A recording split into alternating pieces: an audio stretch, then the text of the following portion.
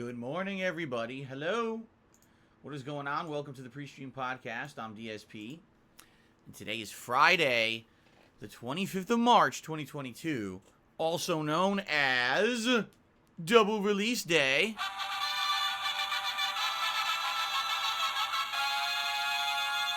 That is correct. A double new release day. Although, admittedly, the releases that are out today, I mean, they're not the most insanely over-the-top, overhyped AAA releases. You know what I mean? Like, we had so many big releases about a month ago that anything that comes out at this point is going to feel not up to scale. You know what I'm saying? But still, after essentially a month of me just focusing in on very few games that were incredibly lengthy, and still are incredibly lengthy, in the case of one of them that I'm still playing, it's going to be good to just have variety. You know what I'm saying? I'm known as a variety streamer here. I'm not known as a guy who just sits around playing one style of game or one game endlessly till I beat it. You know, in the past, that was the case many, many years ago when I was just a full-time YouTuber and I was not a streamer. I was known as the guy who would rush to the store and buy the game physically before you could even get these games digitally, okay? Rush home, toss the game in my console, boot it up. Actually, that's a lie because I would actually film the unboxing of the game first and upload that. But then, rush to record gameplay. And within usually any new release back then, within 2 to 3 days tops, I would beat it. Now, keep in mind, back then, things were a lot different. And what I mean by that is most games 10 years ago, they weren't as lengthy as today by any means. You take a look at a lot of games today, and most of them are like, okay, 20 hours just to beat the story, 40 hours if you do side content, and then if you're a completionist, like 80 hours. Like, whoa, wait a minute. Back in the day, seriously, you'd buy a new game, you could beat it within like 8 hours, and then if you want to do the side content, maybe it was like 12 to 15. It's very different in the modern gaming era with the capabilities of what we have with these modern consoles and everything. A lot of games have gone lengthy open world, you know what I mean?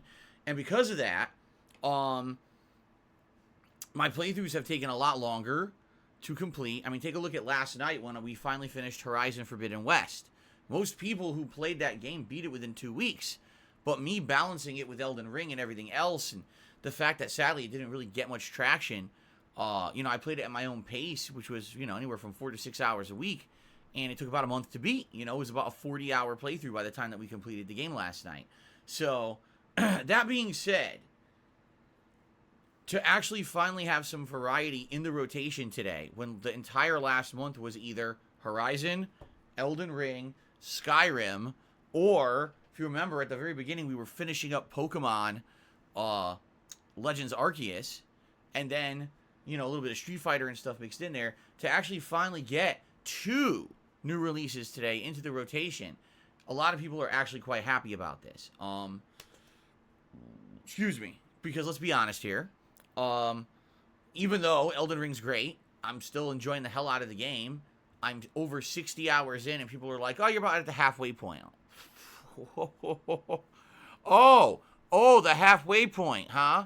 Oh, good. What a great milestone at like 67 hours of gameplay. It's very good to have variety.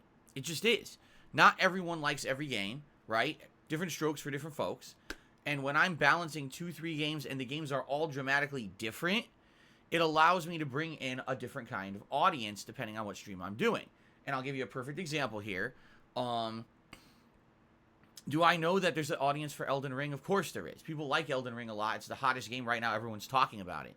But it's not a game that everyone's into. There's a lot of stream regulars that have outright said over the past month, I'm not going to be around when you play Elden Ring. I just don't have much or any interest in it. There's a couple people who I haven't actually seen on my streams in about a month now. And they said, I'm just not into it, but I'll be back when you start doing more new releases. And today is that day. Now, the cool and exciting thing about this is, on a new release day like today, not 1 but 2 big new release games, it gives potential to bring in people who, number one, haven't been around in a while, but also people who maybe just haven't watched my stuff at all. It's potential for DSPGaming to get some extra exposure and growth here on YouTube. All right? And even though the last month has been absolutely stupendous because Elden Ring is one of the biggest games in years, and yes, it absolutely brought in views, subscribers, and engagement to the channel, variety is good. So this is an opportunity with two completely different style of games, right? That if everyone's going to be here today and chill with me and have a good time, that you guys can help out tremendously. I mean it. Like, your buy-in today of how you're going to interact with my content can literally change this channel positively, okay? So already, you know, for the 150, 160, you know, slow 170, it's actually going up as I talk here, plus people who are joining the channel right now, joining the streams. Thanks for chilling with me today. We're going to do a little bit of a pre-stream podcast where there's a couple news stories today. One has to do with GTA Online, and the other has to do with PlayStation and a new subscription service. Interesting. But outside of that, I don't have too much to talk about on the pre-stream podcast. So we'll probably do a little bit of Q&A, and then whenever you guys are ready, we'll jump right into the first new release of today, Ghostwire Tokyo. Game that I was on the fence about, but after thinking about it over the course of the week, I decided it seems varied enough, different enough, and something that could definitely fit into my schedule for variety purposes. I would give it a shot.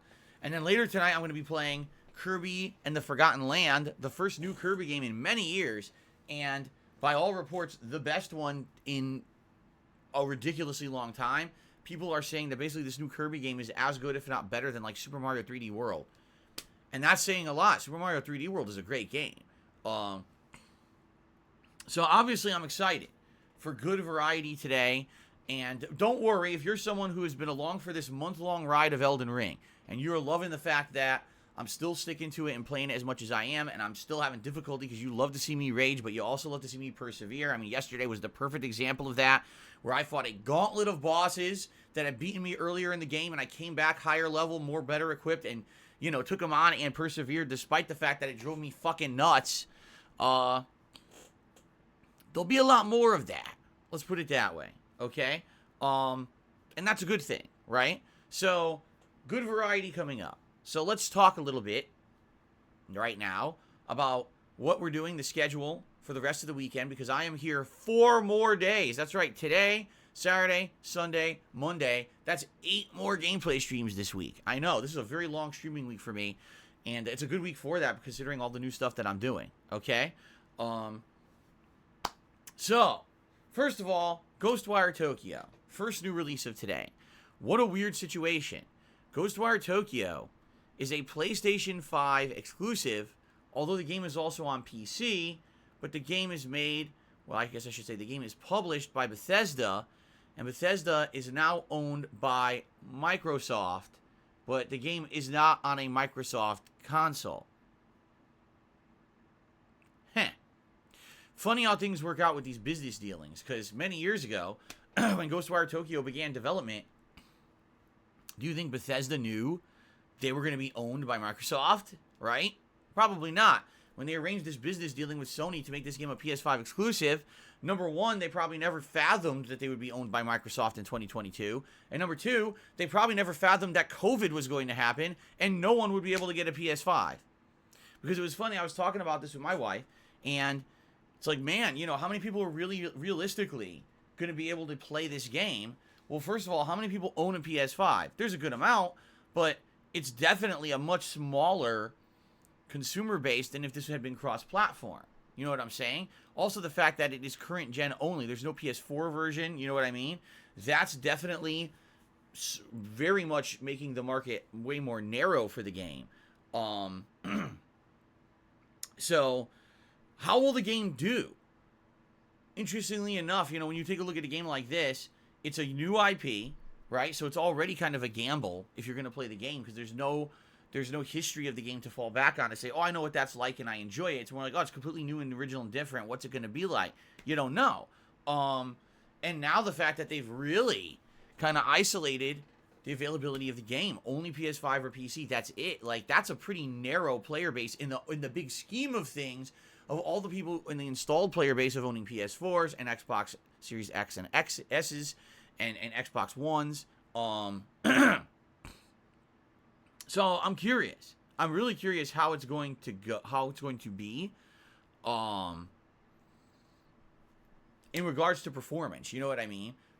This game is made by Shinji Mikami. For those who don't know, Shinji Mikami, someone who worked on the classic Resident Evils back in the day, then went on to do his own thing with Tango Gameworks and work on such titles as Evil Within 1 and 2.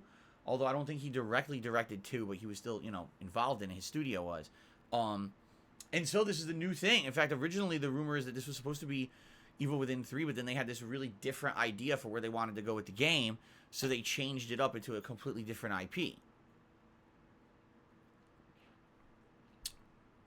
So, interestingly enough, the game, I guess, from what I'm going to understand, is all first person, wandering around Tokyo, and the visuals are quite interesting, like gorgeous lighting and everything, going through the streets of Tokyo. And apparently it's haunted. And it's your job, through aggressive pointing and, sign language interpretation, maybe voguing, right? Like voguing, juxtapose, strike a pose. You fight the ghosts in the streets of Tokyo. And you have to exorcise the demons, I guess. From what I'm going to understand, the game is a lot less action-focused than what pretty much the gameplay showed up to this point makes it out to be. I guess it's a lot more about exploration, and in a lot of cases, the ghosts and stuff have unique lore and stories behind them. And the game, kind of the stuff that they showed off made it look like it was more of an action-based game that it's really not. I haven't played it yet. I'm just going off of feedback my viewers actually have given me in the past few days. I look at video comments and things. This is what people are saying about the game. If anything, it's going to be unique. You know what I'm saying? It looks completely different from anything that I've been doing for years. I don't think I've played a game like this at all. And I hope the truth is, I hope it's spooky. I hope that there's scary moments. I hope that there's stuff in it that's gonna like give you those tingling on your spine. You know what I mean? I want that. I want to be feeling like there's maybe a scare around every corner. I hope that it's not just action based. I'd rather have suspense and chills, and you don't know what's going on, and you get these spooky backstories for these ghosts and stuff. I think that should be pretty cool. So I guess we'll see. As we begin with today with the game. Now, Ghostwire Tokyo right now is the daytime stream, and it's my intention to balance Ghostwire Tokyo with Elden Ring and alternate the two games every day on the earlier stream, okay? Now, that doesn't mean we have to do that long term, because tonight on the late stream at 6:45 p.m. Pacific Daylight Time, I am trying out Kirby and the Forgotten Land. Like I said previously, people who are reviewing this game are basically saying it's the best Kirby game in many, many years. Some going as far to say that it's as good, if not better, than Super Mario 3D World, okay? That's a tall order. Super Mario 3D World, obviously, huge first-party franchise for Nintendo. If you remember last year, we played the re-release of it, because originally it had been a Wii U game, which means way less people had played it than would typically play a Mario game. And then they re-released it for the Switch, along with the Bowser's Fury side game. And Super Mario 3D World, great game. Interesting game mechanics. And if Kirby is along those lines, I think the game's going to be absolutely outstanding. Apparently has unique things in it that would never been in a Kirby game before. I guess because it has things from the real world, like cars and stuff, which it's never had before. So I guess we'll see as we play it tonight. Now, here's what I'm trying to get at here. Is let's say we do Ghostwire, today's the main stream, and we do Kirby as the late stream. If everything goes well and good, then that's what we're going to do. We're going to kind of do alternate days. One day will be Elden Ring and, say, Street Fighter tomorrow, and then Sunday again will be Ghostwire and Kirby, and we'll try to alternate as much as possible, okay? But if there ends up being a desire to flip that, like if people really like Kirby and maybe want to see a mainstream of Kirby while they prefer Ghostwire at night, maybe even saying that, a game with spooky ghosts in Japan may make more sense at night rather than daytime, I'd be open to that. The thing is, I have absolutely no concept of how long these games are. They're brand new games, and I haven't paid attention to how long to beat or anything like that. So I don't know. I don't know how long these games would be and if it makes sense to be flipping one for the other. You know what I'm saying? Like, let's say Kirby's only 10 hours long. as opposed to maybe Ghostwire's 20, then obviously it makes sense for Ghostwire to be the mainstream and Kirby to be the late stream. But I don't know that. I haven't spoiled myself on the games yet. Of course, I will today when I play them. So, let's see what happens today. It's always exciting, a double new release day. Now, as I was previously saying, since today is a double new release day, okay? Today is a huge potential for you guys to help out here on DSPGaming. And here's what I mean by that, okay? If you guys are watching this live stream, or if you're watching this video on demand, okay, and you're having a good time, and in particular, when you're watching the gameplay of Ghostwire, or you're watching the premiere of Kirby later today, engagement on this channel will be incredibly important, all right? Liking the streams, liking the on-demand videos, and leaving comments on them, in particular, these premiere streams today, and the part 1, part 2 of the playthroughs, okay? Those are absolutely those videos and streams where you can help this channel in a huge way. Simply by clicking and leaving comments. I know, it seems so simple. It's something that's been around forever on YouTube, and I haven't actively asked for it. Seriously, I haven't. Like, January was really the first month in 13 plus years that I started asking people, hey guys, if you like the content, please like it, please leave a comment. I know, it's very different from what I used to do, but this is how YouTube works. This is the algorithm, and the fact that everything here now is on DSPGaming in one place, this is where I need to ask for your buy-in. If you're enjoying the content I put out and you like the things that I'm doing here on the channel, please support them in any way possible, but this is a super easy way to do it, okay? By simply liking the stream, liking a video, leaving a comment. That video or stream gets thrown prominently into the YouTube algorithm. So right now, there's a ridiculous amount of people likely playing this game because it's the release day.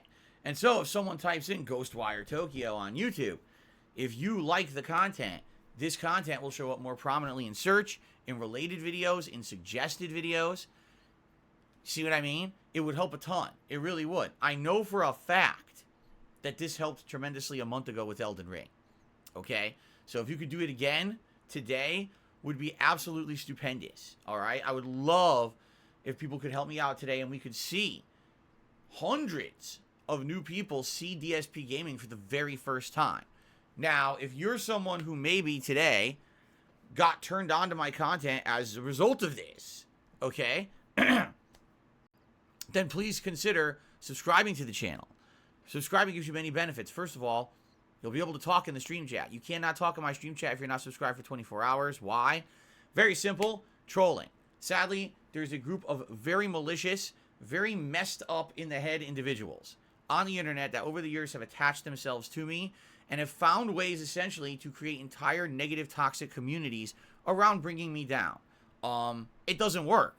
I completely ignore them, and we have a great time here on my streams and in my content, but that doesn't stop them from being malicious. If I didn't have the sub-only talking rule here on my streams, we would get people completely derailing and destroying my stream chats. I know for a fact because I've seen it firsthand. Last year, I started streaming full-time on YouTube, and that first week, we had people, no exaggeration, creating something like anywhere from 20 to 30 accounts in a day to come in and spam nonsense, toxic stuff, racist stuff, insulting stuff.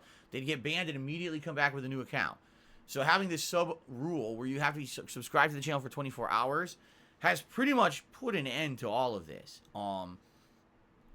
There's none of that nonsense anymore. Every once in a while, we'll get a jerk who comes in and does something mean, but it's not prominent.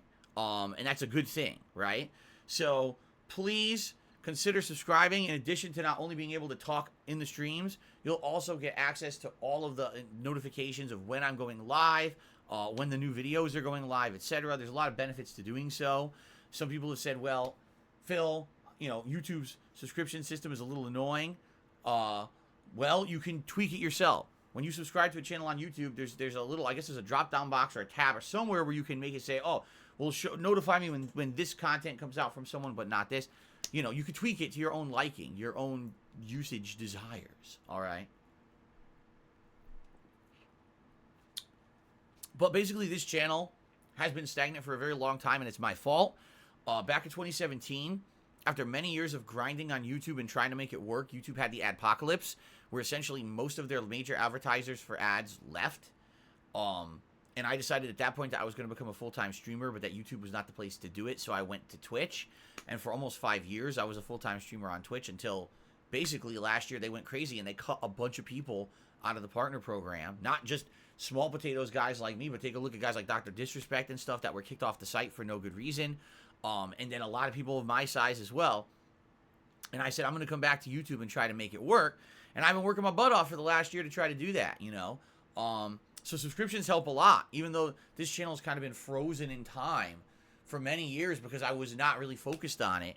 This last year, redoubling my efforts, putting all the content in one place, I'm trying to get people back to that mentality of DSPGaming is a place where you can chill, you can enjoy games, you can have a good time, you can get my honest reactions and feedback to the games that we're playing. You know what I'm saying? Like, I'm doing my best, and I think it's working because there is consistent growth on the channel. My goal was to try to get 200,000 subscribers by my birthday. Considering that my birthday's in 2 weeks, that's not going to happen, okay? But we got pretty close. Considering how stagnant this channel was for a very long time, the fact that we grew in thousands and thousands of subscribers in the last year, it's pretty darn good, okay? I'm pleased with how it's gone. So, that being said, thank you to anyone today who engages with the content. If you're a newcomer, welcome. I hope you enjoy the content.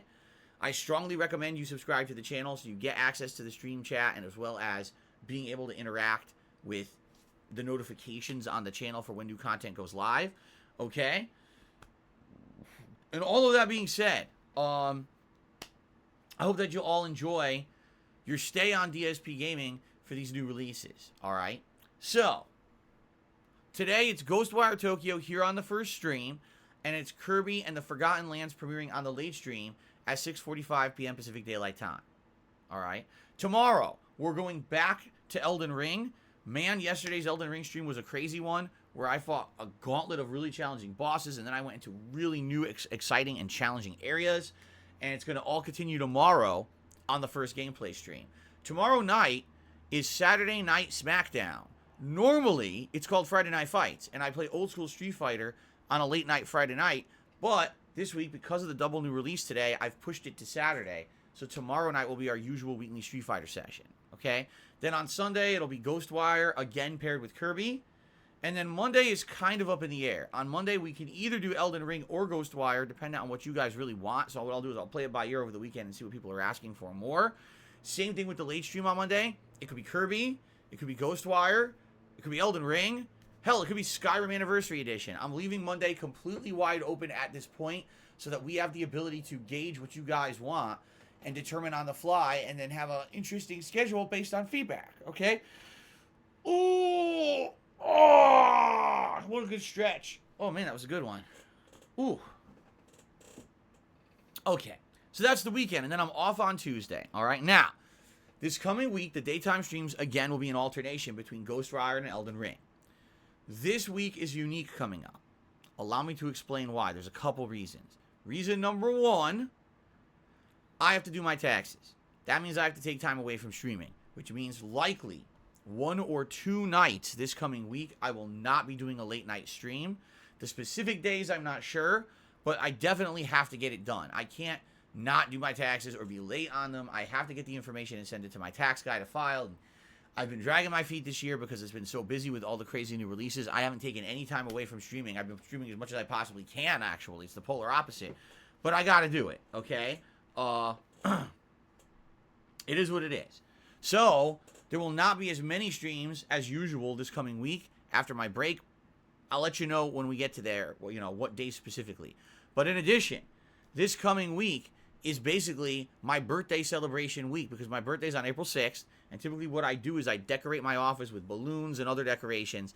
And usually we'll have some festive atmosphere where, let's say, for example, there's a big contribution that comes in. Usually I'll blow like a party horn or something to celebrate. You know, silly stuff like that just to make it feel a little bit different and festive around here for about a week. Now, this year, some people have asked me, what am I doing for my birthday? Well, my birthday's on a Wednesday this year, okay? I'll probably be here, you know what I mean? Like, usually Wednesday is not my day off these days. So likely I'll be here for my birthday, But the question is, what will I be doing? And the answer is, I don't know. Some of the ideas people have come up with is to maybe do a gaming marathon that day, or instead of two set streams where I play 2 specific games, maybe poll and see what games people are more interested in seeing me play, and play each for an hour or 2, and maybe play several games that day. Or on the flip side, if there's one game people want to see more of, just play it all day long in a marathon setting. People have actually been asking me for a while now, when is going to be the next episode of Feasting with the King? For those who don't know, Feasting with the King is a show that I came up with last year. Essentially what I do is I order cuisine from a certain kind of restaurant. Previous restaurants that I've tried have been Indian food, Filipino food, Mexican food. I actually ordered from a Sonic fast food chain one time. So what I do is I order various dishes. Oh, Mediterranean food. That one was awesome. I order various dishes, most of which I've never had before, or maybe I've had very infrequently, and I do taste test, basically. And I eat a whole meal here with you guys, reviewing the food as I eat it. Sometimes it comes out really well. Like I said, the Mediterranean, oh my God, was insanely good. That I had, what was it? It was the falafel with the hummus. That was one of the best flavor combinations I've ever had in my life. I was blown away at how good it was. But sadly, sometimes it's not as good. The Filipino food, I didn't really like it that much. I actually felt like it would have maybe been better fresh than delivered, because it was kind of dry when it showed up. And out of the multiple things I ordered, only one thing was really good, the noodle dish. So the way I see it is, it could definitely be hit or miss, depending on what you're ordering. And people really like the show. They've actually been saying to me, when is it coming back? And I'm like, well, guys, you got to understand, we haven't done any special events. Usually, if I'm going to do a special event like a marathon, it's based off of hitting, goals here on the channel. Like, oh, I have a certain number of members that I'm trying to hit for a month. And if we hit that members goal, then we do a celebratory event. Sadly, it just hasn't happened. The last couple of months, it's been pretty dead in regards to try to grow this channel in regards to memberships. Everything else has been great. Just think about how weird this is. Think about this for a second. Viewership is up. Subscribers are up. Exponentially, by the way. Engagement is up. View time is up. Like, every statistic on YouTube for the last month to 2 months has been dramatically up, telling me that the channel is doing better than ever. But memberships have dwindled and or stagnated. So what does that tell you? It tells you that memberships on YouTube suck. YouTube is not actively doing anything to bring in new revenue streams for streamers here. They're just not. They should be, but they're not. People are trying to make a living on the site, and YouTube is instead busy with their bullshit TikTok video ripoff shorts. They're putting all their time and effort into something that the common YouTuber doesn't care about and doesn't benefit from. I've been here for 13 years. I don't care about fucking YouTube shorts. I want to make quality content for my viewing audience, and you're only putting out new updates for stuff that doesn't affect me and my business. Like, what is your problem? But YouTube is like this. It's like, it really is like catch up. They're always playing catch up. Ooh, Twitch did something new, so we have to copy them. Ooh, TikTok is really popular for the past couple of years. We have to copy them. Well, what about the people who are here busting their ass trying to do, creative content and make a living on your site for the past decade? Oh, who cares about them? That's literally their attitude. It sucks because they made all these promises last year saying that they were going to improve all the streaming here on YouTube. They brought in big drawing streamers, right? Like, what was it? Tim the Tatman and Dr. Lupo. They paid them tons of money to come and stream exclusively on YouTube, and then promised they were going to improve YouTube streaming to make it more attractive to people to come here. Like, for example, they said they were going to improve the membership structure, add more features, make memberships be gifted, and then they did none of that. So, there's nothing I can really do in regards to the memberships. They've stagnated, and I can't make people become a member, even with all the benefits that I offer. Just listen to the benefits that I offer. Highlighted name in stream chat. Highlighted name in the video comments. A chat crown badge to show how long you've been a supporting member. That will change after, the length of time that you've been a member. And that's both, again, in stream chat and in the video comments. All right? Access to tons of emotes. Like, right now, I think the channel has, like how many? Is it like 15 or 20? I don't even know exactly how many. I stopped counting. But it's almost all the emotes from Twitch are here on YouTube, with very little exceptions. Most of them have made it back to the channel. And that's cool.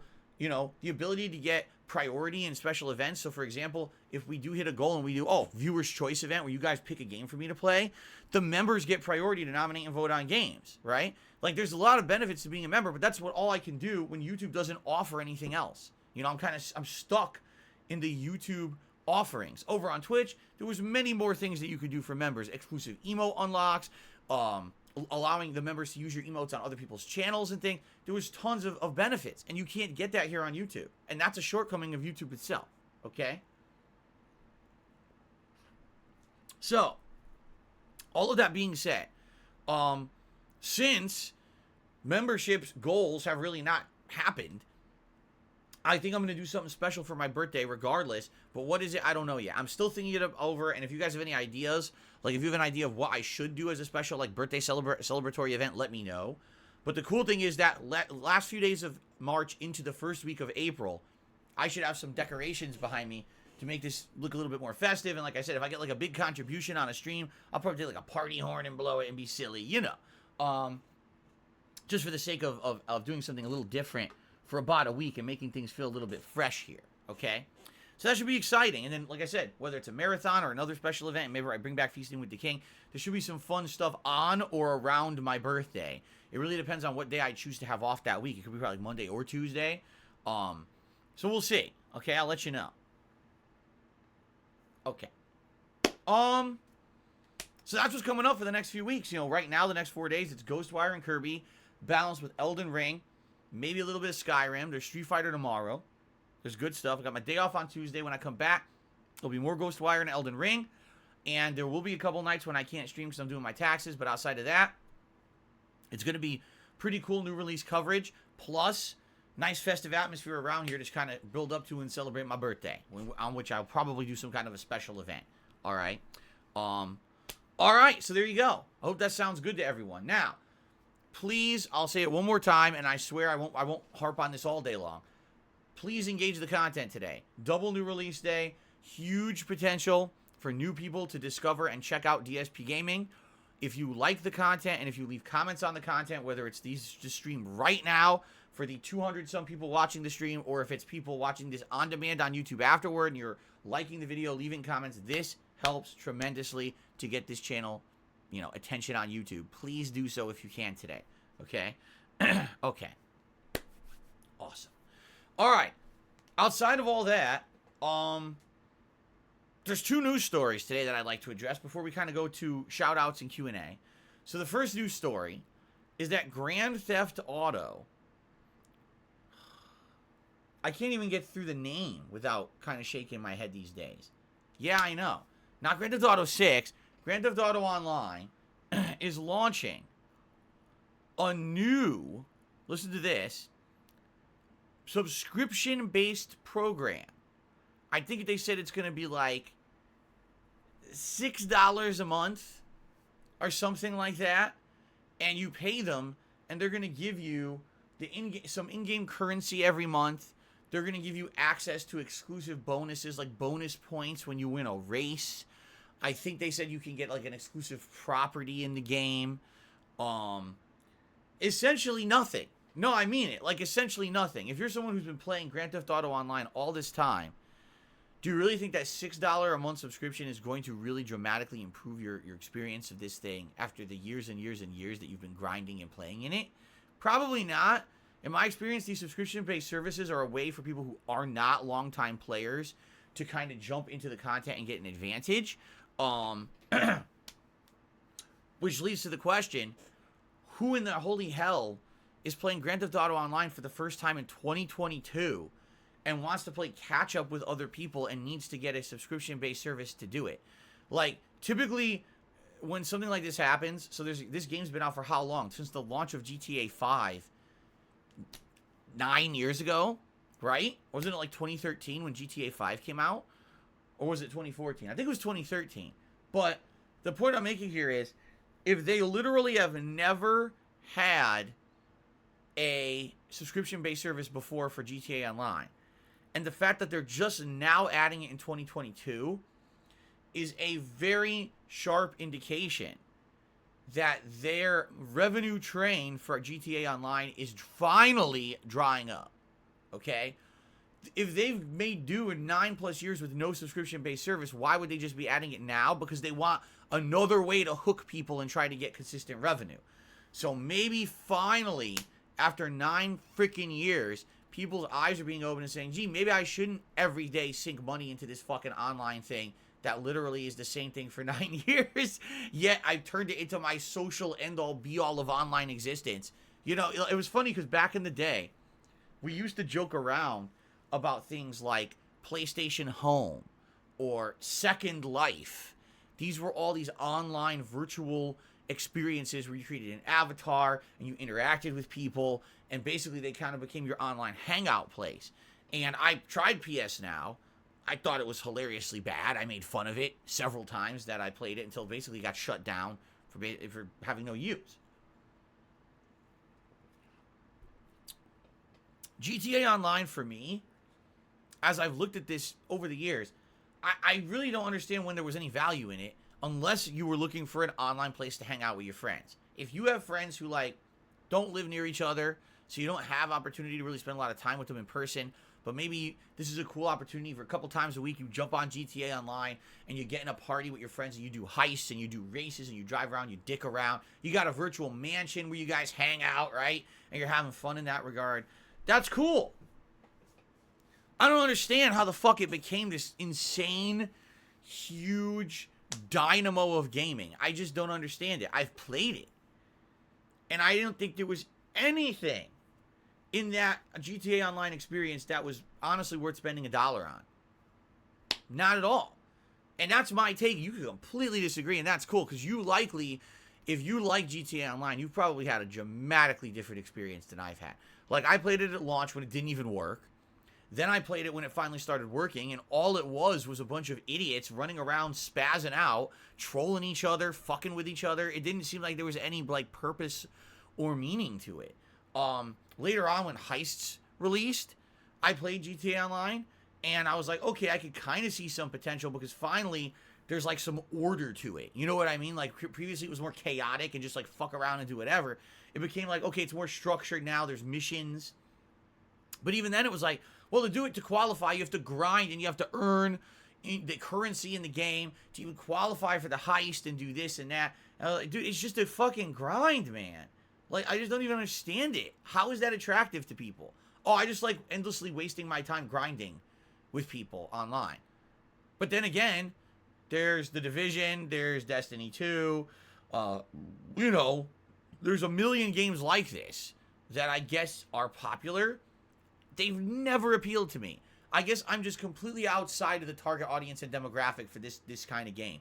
It's just never once in my life have I said, man, I just wish that I could waste my fucking time online in a game that means absolutely nothing, and I have to grind endlessly doing boring, repetitive shit and dick around with people online. Like, you know, it just never once. There were the years when I used to do that kind of shit. It was Street Fighter years, you know, and I would have my friends come over and we would play Street Fighter together for hours on end. And yeah, we'd be dicking around, razzing each other as we played Street Fighter, but we'd also be getting better at Street Fighter. You see, the point I'm saying is, like, yeah, it was one thing to kind of dick around with your friends and endlessly grind in a game, but there was an end goal to us doing that. We would grind in Street Fighter to get better, and then we'd go to tournaments together, and we'd support each other, and we'd actually do well in place and stuff. And that was kind of like the reason behind it. Not just spend 9 years online in a game dumping endless money into it. What's the end goal? You know what I'm saying? And maybe that's just me. Maybe that's me with my mindset that when I invest time and money into something that I want to see like an end goal reward. I guess a lot of people, that's not the case. You know what it is? For a lot of people, it's the journey and the experience and not the destination. You know what I'm saying? And I think I can understand that. If you had a good time along the way, it doesn't matter where it ended. It just mattered all those experiences you had along the way is what's meaningful and memorable to you. So maybe there's people who've been playing GTA Online for 9 years and had so many memorable, fun experiences with their friends in this game that they feel like it was worth 9 years of dropping money into this thing and making Rockstar lazy as shit as a game developer. I don't know. But for me, like, I look at this, I'm like, oh, 9 years and the first time ever, now they're going to offer this seemingly introductory subscription service. What that tells me is that they're not bringing in players anymore. They're realizing that whoever plays GTA Online is who they have as their customer base, and they're not getting an influx of new players. What's odd about this is they just re-released GTA 5 for modern consoles, i.e. the PlayStation 5, the Xbox Series S and X. And if you can believe it, it sold like hotcakes again. Again. Who the fuck is buying GTA 5? No, really. Who are you? Who are these people? Elden Ring was the best-selling game for about a month. GTA 5 has unseated it. Who bought it? I don't even know what to say. I can't even formulate intelligent thoughts around this anymore. How the fuck did you buy the game again? Oh my god.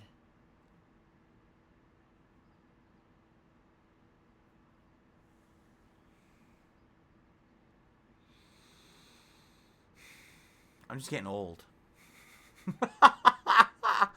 That's what it is. I'm just getting old, dude.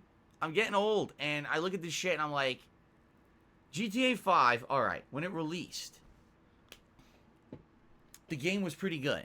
Alright? It combined modernized pop culture references with the classic gameplay style of Grand Theft Auto. Having 3 characters to swap between was pretty innovative, I felt. I thought the story was good. Like, there was a lot of reasons to like GTA 5. When GTA Online released, it was a joke. Like, it wasn't fun at all. It was a stupid fuck-about mess that looked like it was for a bunch of people with ADD. Like, seriously, it went online. Everyone, oh, look, shooting guns to the air, fucking trolling around, spinning in place, acting like assholes, preventing people from doing missions and stuff. I was like, what the fuck is this? You know? And this is one of the best-selling games of all time. It's just people just keep spending money on it. It blows my mind, man.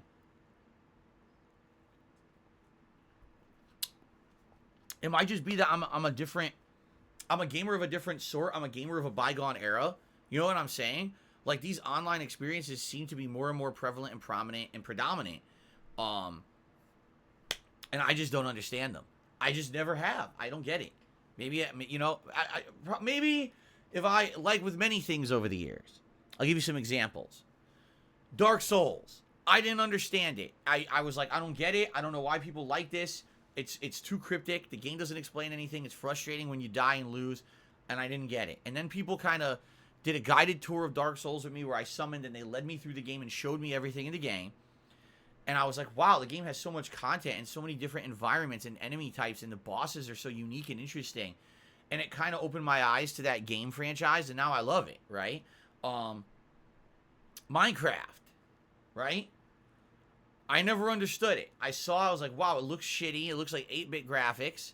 I don't understand the attraction of just constantly building and mining. You know, and then I played it for myself, and I was like, wow, the music's great. The environment is creative and interesting. The element of always danger because things are going to attack you if you don't defend yourself is neat. The amazing amount of creativity of what you can do with the rules of this universe, right? All the devices you can build and the contraptions and things you can make with what they came up with when they designed this game, you know? So what I think it is I have to, at this point, I have to believe that there is something to it. You know what I'm saying? There's got to be something to GTA Online and The Division and Destiny 2 that I'm not getting. Not to say that I didn't even play them, because I did. I played Destiny 2 at launch. I played through the whole game co-op, and I still didn't really get it. I didn't get that bug. I didn't get that desire to creatively, I just want to keep grinding with a party every week in this game. You know what I mean? It doesn't make sense to me. But maybe it's because that's not what I look for in video games. You know what I'm saying?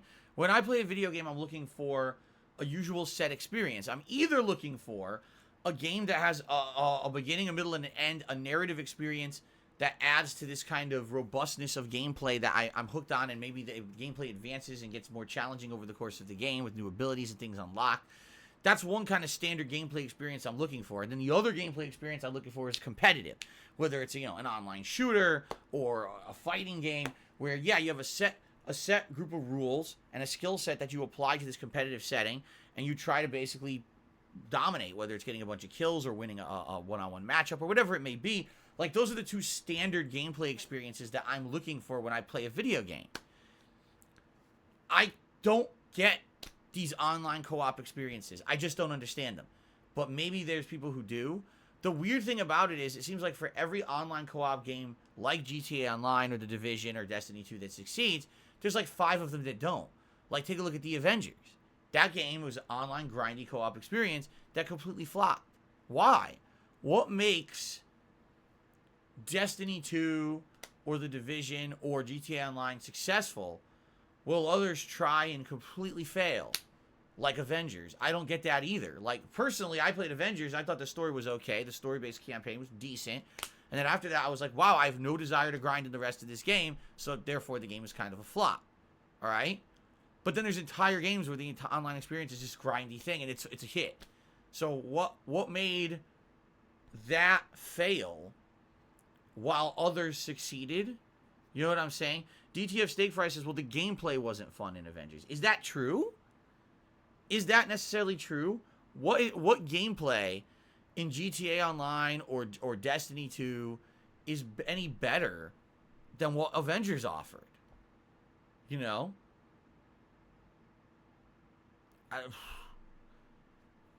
But then again, I might be going over my head. So you see, I'm actually actively trying to make an effort to understand this phenomenon, because if something is this popular, for 9 fucking years they didn't need a subscription service, and now they're finally offering it to try to make extra money because the viewer or the user base is dwindling. To me, that blows my mind. You know, so where is the attraction and the fun? People are saying Destiny gameplay is better than Avengers. Gameplay, level design, replayability was terrible in Avengers. Destiny does those aspects better.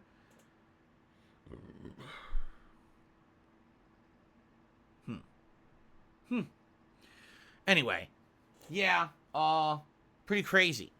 Subscription service for GTA Online, huh? Now, the other story that I have for today, I forgot. I forgot what it was. Hold on. I forgot to write it down. It's just as big as the other story. But I gotta find it now. Shit. Are you kidding me? My whole timeline changed. Oh, I remember now. This is a pretty big story, although admittedly I don't think it's as big as originally we all thought.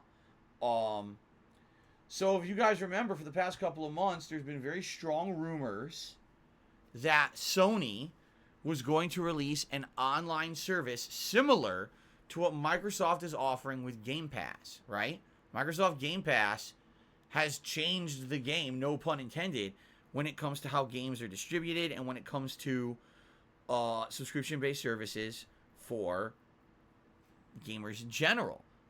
You get Game Pass, you pay, what is it, like $15 a month. You get access to a ridiculous amount of games, both old and new, on an Xbox console and or PC, to the point where it kind of pays for itself. Case in point, in April, MLB The Show 22 is on Game Pass. It's a brand new game, but if you have Game Pass, you get to play it. You don't have to pay anything extra. You just pay the flat subscription-based service, and you get the game, okay? Now, there's definitely some shortcomings to the service. First of all, you only get access to those games when they're part of Game Pass, which sadly is not forever. There's some games that get added, and you have to play them within a certain time frame. And then basically they get removed, and you're like, oh shit, now you'd have to buy the game outside of the Game Pass subscription in order to have it permanently. And I think that's really where a lot of people criticize Game Pass, is that it's not ownership. It's essentially a rental service. It's like, pay us $15 a month, here's a bunch of games you can play while we tell you you can, and then at any time we can take that right away from you. As opposed to buying it digitally and having the rights, you know, forever, as long as that online service like PlayStation Store or Xbox Live still exists. But man, has it changed the game when it comes to Xbox consoles. You get Game Pass, and you're going to get a ridiculous amount of content and value every month for $15. And even people have found even better ways to discount that and cut down the cost even more on a monthly basis. And it's great. Last year alone, since I got my Xbox Series X in the summer, right? I got Game Pass, and how many games have we played as a part of Game Pass that I never would have played just for $15 a month? And I didn't buy a single one of them. You know, games such as, you know, The Forgotten City, Last Stop, Serious Sam, One Piece, Pirate Warriors 4, Hades last year, which was one of my favorite games of last year by far, was on Game Pass. And, you know, numerous games. Doom. Not Doom, Quake. We just recently played. You know what I'm saying? Like, all that because you're paying $15 a month. That's crazy value. All right?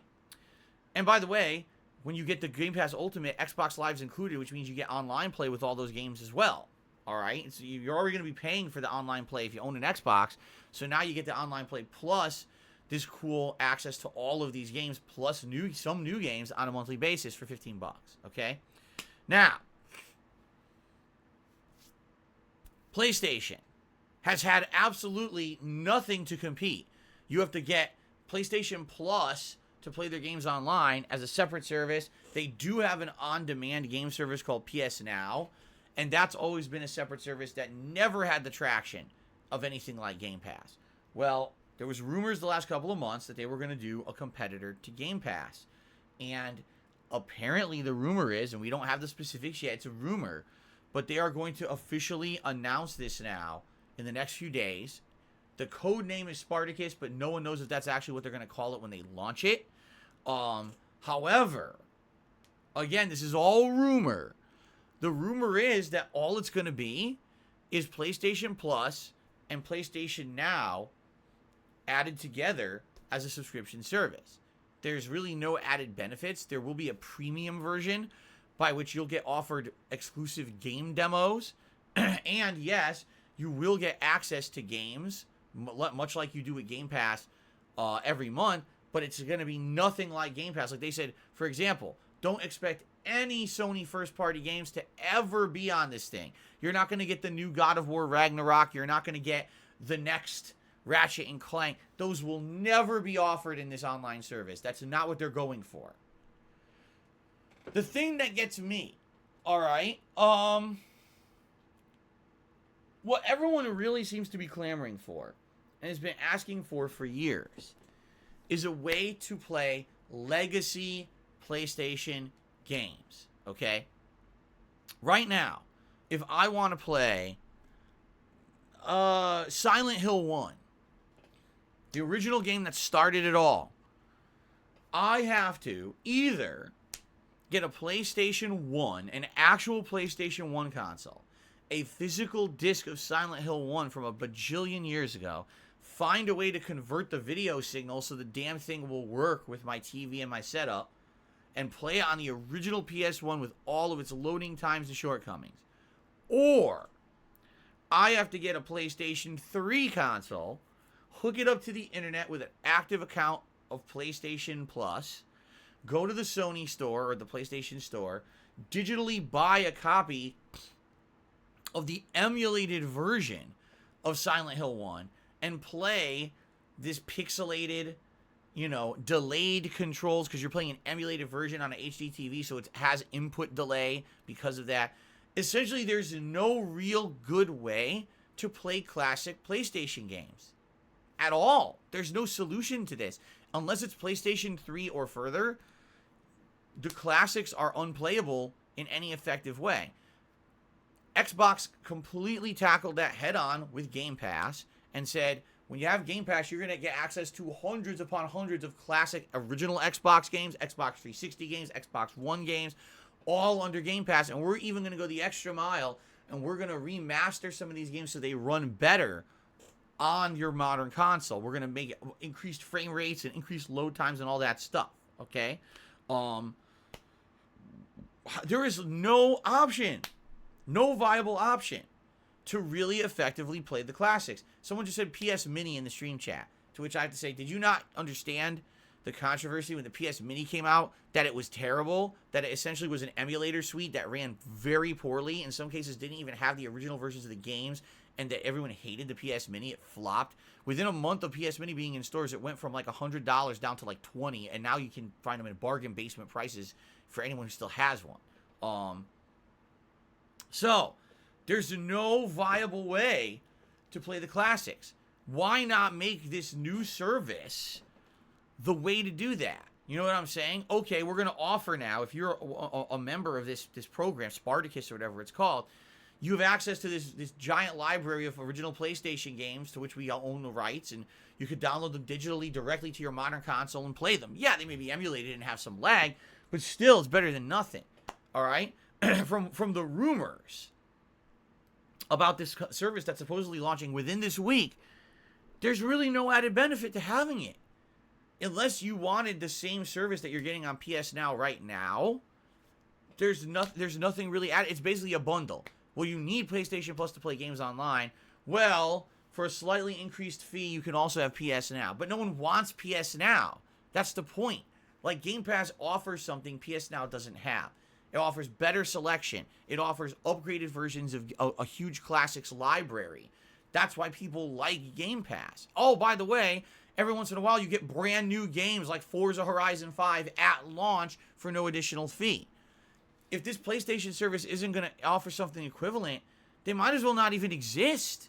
I don't know what Sony's thinking here. I hope that the rumors are false. Honestly, what I'm hoping is that Sony will launch this week and say, hey, surprise, guess what? We've had this in the works for years. We want to compete, and here it is. It's a great product. All the rumors were false. I actually hope that's the case. Because if this is just, PlayStation Plus PS Now, I have zero interest in it. Like, literally zero. I don't want PS Now. No one likes PS Now. There's no value added to it.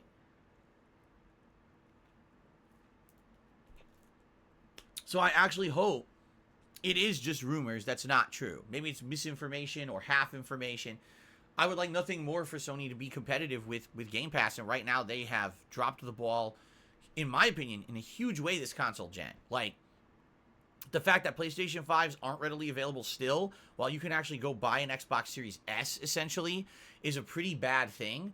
They don't have a Game Pass equivalent. In my opinion, their controller isn't that great. It's kind of like an overhyped, overpriced thing. There's like a lot of shortcomings. And by the way, I already told you guys about the shortcomings of the PS5 console. I can't even get surround sound because they took features out of the console from last gen. That makes no fucking sense. You make a new console that's more expensive and you remove features. Anyway, yeah, I really hope that this is bullshit. I hope that maybe we get a good idea or a good picture of what this is this week, and it's not what people are saying, because if it is exactly as people are describing it right now, I see no value to it at all. I think it's going to be a non, what do they call it? There's a word for something that launches and it basically has no success. It's like, it might as well not have even launched. But I'll just call it dead on arrival. Like, that's what I feel like. I don't think it's going to get any much of a push or anything like that. Okay. A non-starter. Wow. DTF Steak Fries is on the ball today. Second time that he helped me out. A non-starter. Exactly right. It's a non-starter. Oh, here's a great offering no one wants. No one wants it. It ain't great. Thank you. Okay. I think it's time. Let's jump into shout-outs today. Let's go to the YouTube side of things first.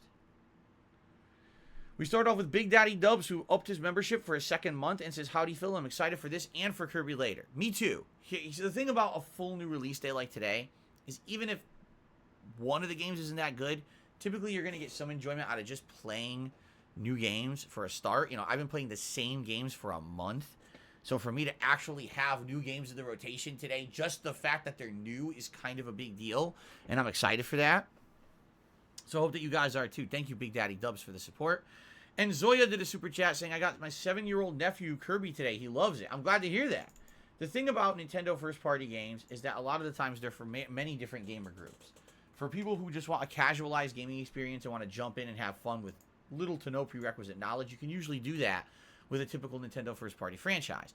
But for those of us who've been around the block, who have history with these games, it's cool to see the fan service that's added in, the polish, the attention to detail, new gameplay mechanics that maybe weren't present in previous iterations of the same game. It's kind of like they're games that are for everybody. And that's hard to do. It's hard to make games that appeal to all, but they really do a good job of that over at Nintendo when it comes to their first parties. So, DTF Steak Fries did a super chat. He says, I'm excited for Friday Night SmackDown. You mean the television show?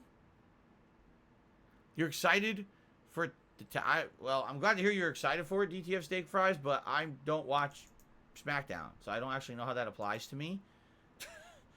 And also, shout out to Penis Parker, who became a channel member. I appreciate that, Penis Parker. What is going on?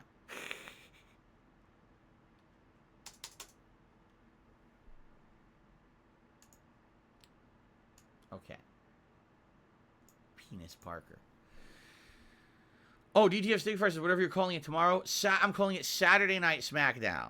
Since we're doing it on Saturday night, it's not Friday Night SmackDown. Gotcha. Okay. Penis Parker says, I like how you say penis. Wow.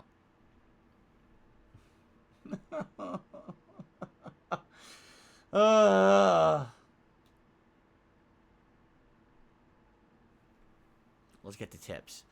An anonymous tipper is the first tipper of the day. Tipped $1.50 and says, if you want likes, why don't you think of like goals like other YouTubers have? Like saying, if we get X likes on a video, I'll do a double Elden Ring stream day or something.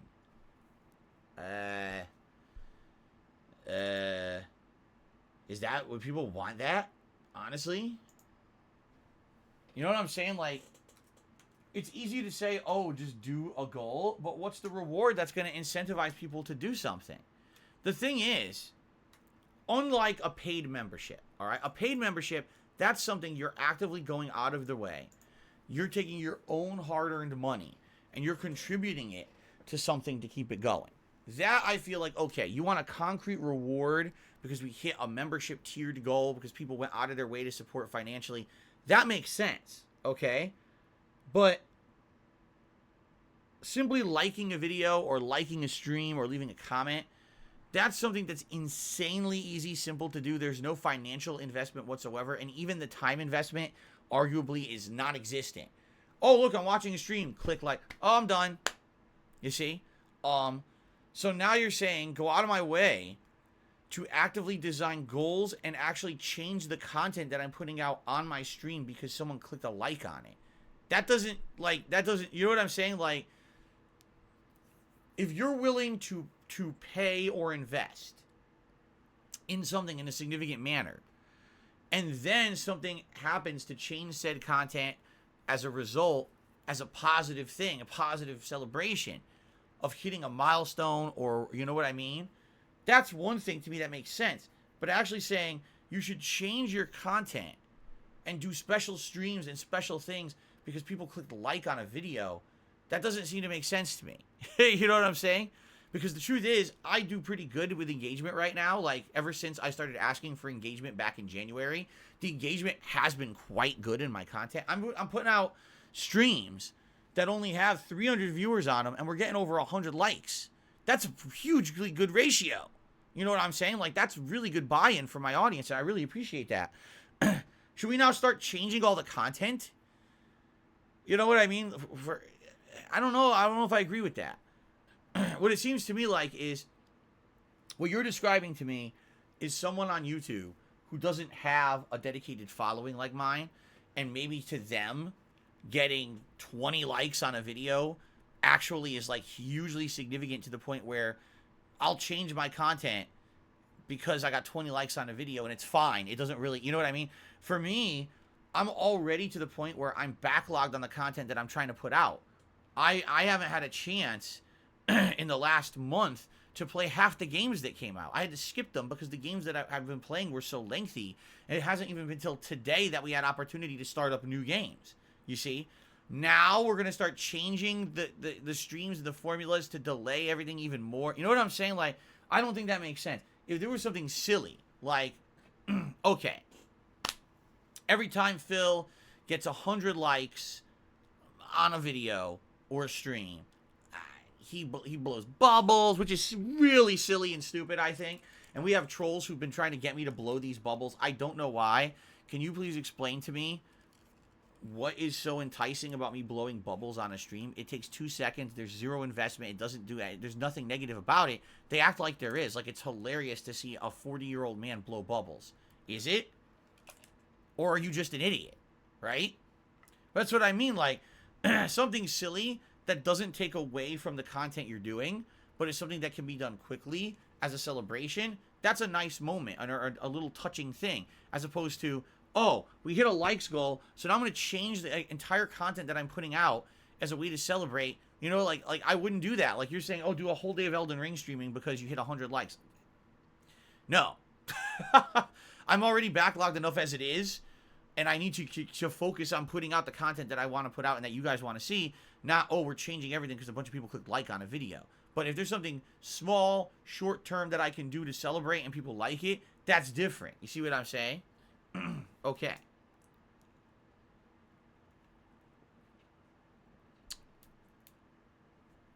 Okay. Play Cool has done a series of tips here. The first tip is $1.50. He says, I've seen other YouTubers being successful with memberships. Usually they offer a lot of videos that are interesting to watch beyond the membership. You don't have time to do that. So neither, and it doesn't even fit your kind of content, so it's pointless. Exactly right. So what Play Cool is saying here, let's say, for example, okay, I wasn't a full-time streamer. Let's say I was a full-time YouTuber, but I offered different kinds of content. So I streamed, but I didn't stream all day every day. I streamed maybe 4 or 5 times a week, 1 stream each. So I had like 5 live streams. But then on the flip side of that, I also had sessions of gameplay that was offline, that we never live streamed for an audience. It's just exclusively on-demand videos on YouTube. And then what I could do is say, oh, well, if you're part of a member, you get access to those videos early. And then those videos will go fully public a day later, but members get them early. You see what I'm saying? I've been a full-time streamer for 5 years now.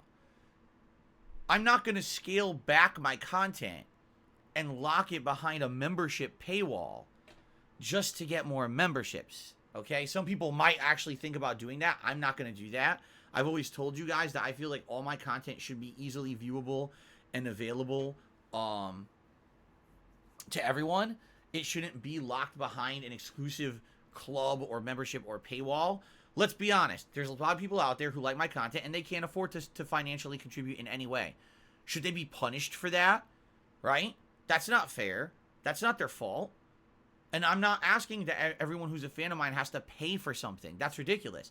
That's why I say, hey, you want to support, you can. Just click a like on this stream right now. You're watching this video on demand, click like. That helps me. And you didn't have to do anything financial whatsoever. There was no investment there besides a moment of your time. And I really appreciate those who give me the moment of their time. I would feel ungrateful and greedy to hide content behind a paywall. Now, there's content creators out there that they've always been full-time YouTubers. And by the way, if you're someone who's much bigger than me and you're getting a lot of views, like I'll give you an example. If every time I put out a big video of a new playthrough, it got 100,000 views per video, then yeah, I'd probably be making pretty good money on the ad revenue on that video, and it wouldn't be a big deal if I don't live stream that video. You see what I'm saying? But that's not the case. It's, okay, I'm getting maybe a couple thousand views at most on each video that I upload to YouTube, and really my bread and butter, my support comes from the live streams. So I have to focus on the live streams as my method of income to keep the business afloat, and therefore the things that people do with memberships on YouTube don't work, okay? When I was a full-time Twitch streamer, the things over there that were offered for subscriptions worked. Tiered emotes. If you're a higher tier subscriber or a subscriber for a certain amount of time, you get an extra emote unlocked that other people don't have. That was a cool idea. Or, hey, you can use the emotes from your channel on other people's channels as well. That's an excellent idea. None of those things are offered here on YouTube. You see, those things were catered more to live streaming than on-demand videos. It seems like with YouTube, they really want to push memberships with features that have to do with the on-demand videos. That doesn't make sense for the kind of content that I put out. So, sadly, Play Cool is correct here, I feel. YouTube had an idea with what membership should be, and then never really evolved it to a big picture understanding. Instead, it was just, well, here's what they are, here's the limitations, oh well, do as best you can with it. And they're not providing tools to us content creators to make memberships attractive to our viewers, because they're not. Just being honest, unless you're making exclusive on-demand content without a stream attached to it, there's really not a lot of incentive for members. You know what I'm saying? Play Cool did another tip. Says, I bought GTA 5 on PlayStation 5. It cost me 10 euros for everything. Previously, I got it on PS3 and PC. For 10 euros, it's not bad. I have tons of friends from GTA 4 online days on PlayStation Network. Get the game now on PS5. It's cheap for a time. I think I'm gonna get it eventually. I just don't see the point in buying it now when I know I'm not playing it anytime soon. And you say it's cheap now, but by the way, it might be cheaper, even cheaper in the future, right? When the sales dipped and you don't have a million people buying it a day, maybe it'll actually dip in price even further in, you know. Playcool did another tip and says, there is validity to PlayStation Now. New games do come every month. Most day, unlike Game Pass, I was able to play Mafia 1 Definitive Edition, Final Fantasy 12 Zodiac Age, Beyond Two Souls, and many others. Games that I only want to play once and be gone with. For $8.99, I saved tons of money. I think one of the big things is there's no new releases on there, right? They just never add a new release. It's always older games. And I think that definitely is one of the big detriments of PlayStation Now to Game Pass. Also, am I of the understanding that certain games you can download and just play like a normal game, but other games you can only stream, and that the streaming service is wonky and still to this day not that great? I'm pretty sure someone had told me that was one of the shortcomings of it as well. I don't know. An anonymous tipper, to me, $1.50 says, it'd create an incentive for on-demand viewers to engage in your content. Currently, unless you attend live streams, you have no reason to like or engage with content. If you want to grow the channel, that group of viewers needs some love. Well, that's not true at all. Previously, you'd be correct, but not anymore. Right now, on a daily basis, people like my videos and leave comments, and I actively read those comments. I approve them, and I engage with those people. If there's something that's a conversation to be had, I'll respond to the comment and let them know. And every day I tell you guys, in the comments last night, there was a good comment about this or that. Elden Ring in particular, there's been people who've been helping out with things I missed in the playthrough or helping me to understand an aspect of the game. I would say previously you'd be correct, anonymous tipper, whoever you are, until now. Now that I have re-enabled the comments on the videos and I'm actively reading and checking them every day, it's actually not the case, okay? Previously, yes, not anymore. Now things are changing for more engagement and more interaction with me, especially in the video comments, okay? No one ever tipped $1.50 and says there really isn't enough games coming out these days, especially in the open world variety. Oh, yeah. Totally. I totally hear you. If only we could get more of those open world games with more quantity over quality gameplay. Those are my favorites. The ones that it feels like you got a giant swollen sack, but every time you put your hand in, you pull out a boring piece of cardboard instead of something interesting. Yeah, man. If only we could get more of those games. Oh. Good Lord. On the YouTube side of things, looks like we got more contributions. Oh.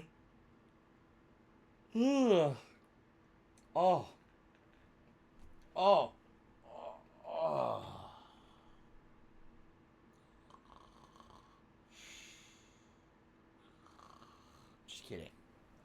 Anyway, let's look at the YouTube side contributions.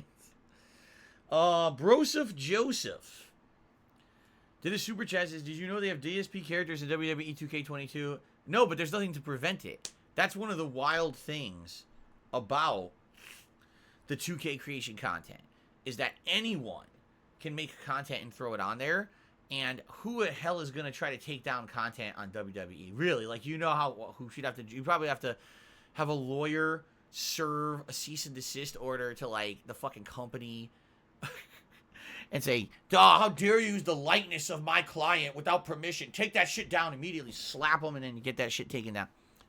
You see, but that's the thing. It's like wild. You go on there, you'll see the craziest, zaniest shit. You know, I've seen some of the most deformed Sesame Street characters ever. I've seen politicians, musicians, celebrities, fake internet celebrities, cartoon characters, comic book characters, video game characters, all without any licensing rights respected, all completely stolen, thrown on there for people to use at their own leisure. That's some of the wild fun of it. So, Derek, I don't even, this name's too long, I'm not reading it, but Derek did a super chat and he says, blow bubbles, old man. No.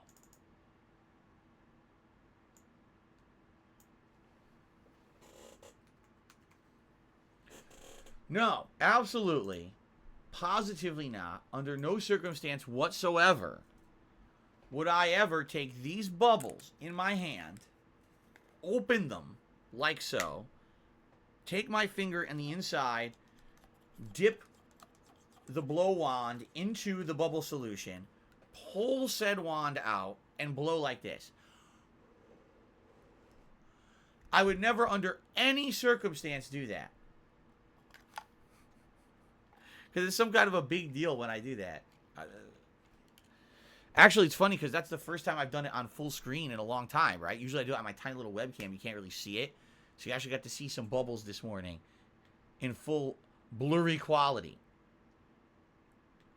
Okay.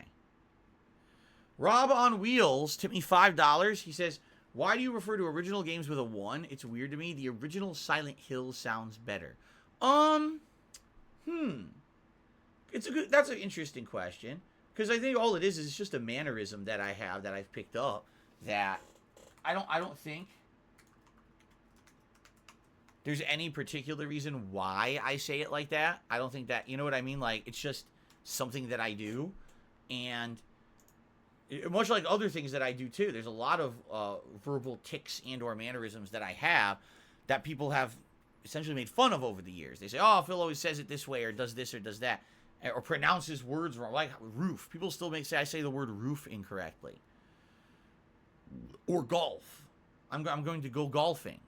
Apparently I'm saying it wrong. I thought it was golfing, frog, roof, on the roof, cat on a hot tin roof. People always make fun of me, you know, for the way that I say stuff. It must be because I'm an idiot. I don't know. I don't know why I say things the way that I say them. Just people pronounce things a certain way around me when I was growing up, and my brain, you know, adapted to that, and that's just how I do it or say it, you know. Nature versus nurture. Maybe I was nurtured in a situation where everyone said things a certain way, and that's why I say them that way. I don't think it's in anyone's nature to say things a particular way. It's more dialect things you pick up. So instead of saying the original Ghostbusters movie, I'd say Ghostbusters 1, the Stay Puft Marshmallow Man was a disgusting blob.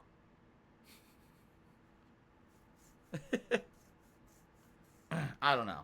Rob, I don't know. That's the nutshell answer. I have no idea. Thank you for the tip, though. Biggest tip of the day. I appreciate that. Okay. They make fun of the on that I put in, like content or golf. Golf. I'm going golfing. I'm going to play the sport of golf. Not golf. Golf. I don't know. I don't get it. The frogs are playing golf on the roof, and they're watching Ghostbusters 1. This has been a very enlightening podcast today, if you guys didn't tell. Okay.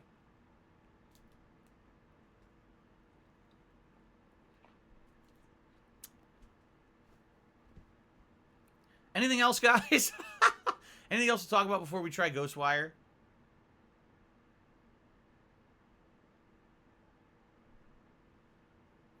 You can't call the original Xbox One?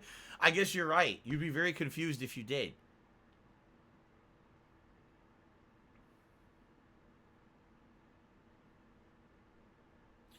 Martin says, I heard Japanese voice acting is superior to English. Did I think of what language I'll be playing? Whatever's the default. Whatever's the default, that's what I'm going with. I'm not going to change any of those settings. I agree with the ack thing. Like, I guess that's a detractor running meme is that they say I sound like ack. I don't think I do. I definitely have a unique voice, or excuse me, a unique laugh, but it's not ack sounding at all. That's just idiocy. And what it is it's that groupthink mentality that if enough of them repeat something, they recognize the meme, and then it becomes something that they repeat, regardless of the fact that it's not true. It's cultish thinking to repeat something on end. Okay. Huh? I'm smoking on Tuca. Did a super chat saying the distractor said the trans stuff is happened in 2008, that you knew it was a trans, they have physical proof too. I have no idea what you just said or what you're talking about. What was that? What? I don't get it. I just don't understand. I'll put you on the leaderboard, but I don't have a clue what the fuck you just said. Not even close.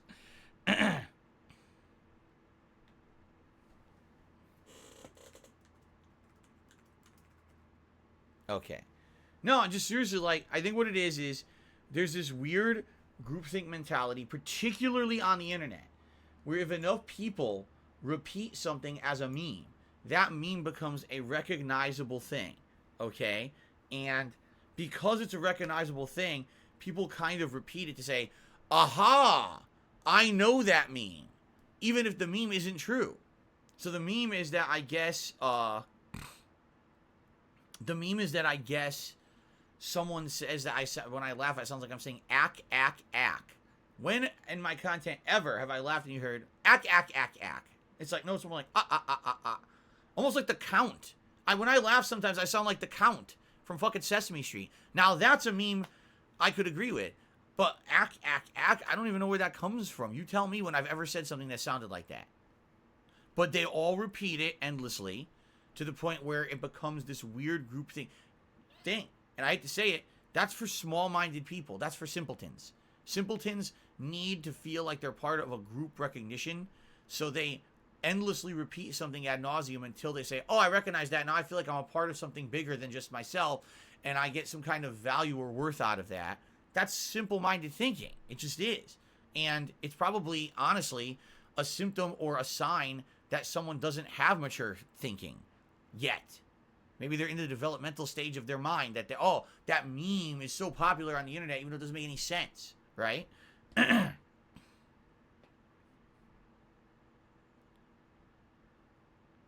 Stilton Shadows, let me ask you a question. He says, would you allow people to clarify trans stuff without banning them? Where in my content today were we talking about this exactly? Well, how is this a topic of my stream? What does it have to do with Ghostwire Tokyo, which we're about to play? At any point, was this part of anything?